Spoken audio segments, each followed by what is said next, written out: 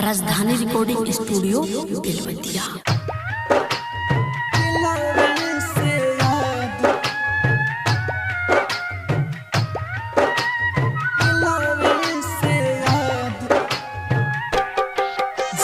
DJ Kanchan Raj Hajipur Vaishali.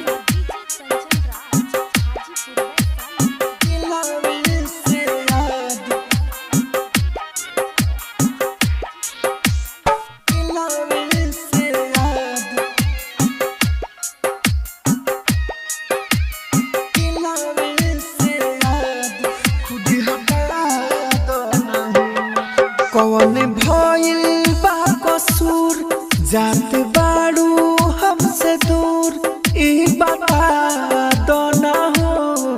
जाने दिलवे से याद खुद हटा दो ना हो। जाने दिलवे से याद खुद हटा दो ना हो। कौन भइल बा कसूर जात बाड़ू हमसे दूर, ई बता दो ना हो। जान दिलवे से याद खुद हटा दो ना हो। जान दिलवे से याद खुद हटा दो ना हो।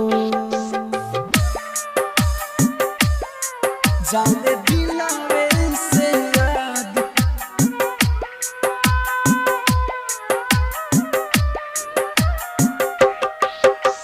डीजे कंचन राज हाजीपुर वैशाली।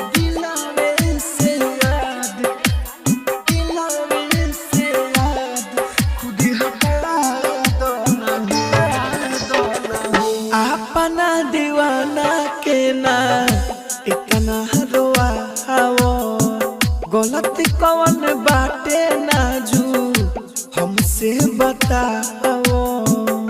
हमसे बताओ अपना दीवाना के ना इतना रोआवो, गलती कौन बाटे नाजू हमसे बता दो।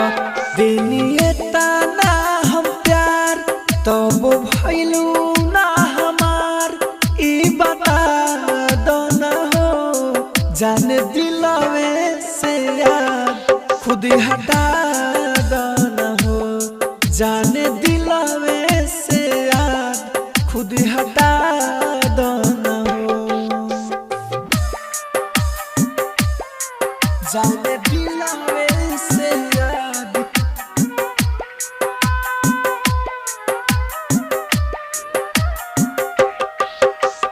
डीजे कंचन राज हाजीपुर वैशाली।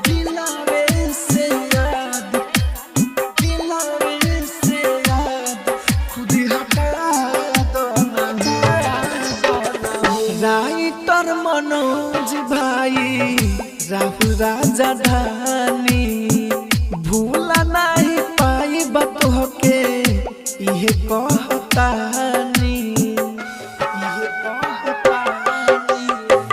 राइटर मनोज भाई राहुल राजा धानी, भूला नहीं पाई बतह के इहे कहतानी।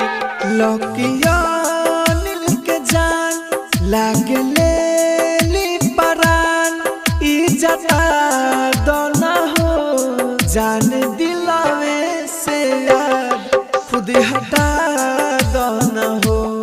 जान दिलवे से याद खुद हटा दो ना हो। राजधानी डिजिटल रिकॉर्डिंग स्टूडियो बेलवतिया।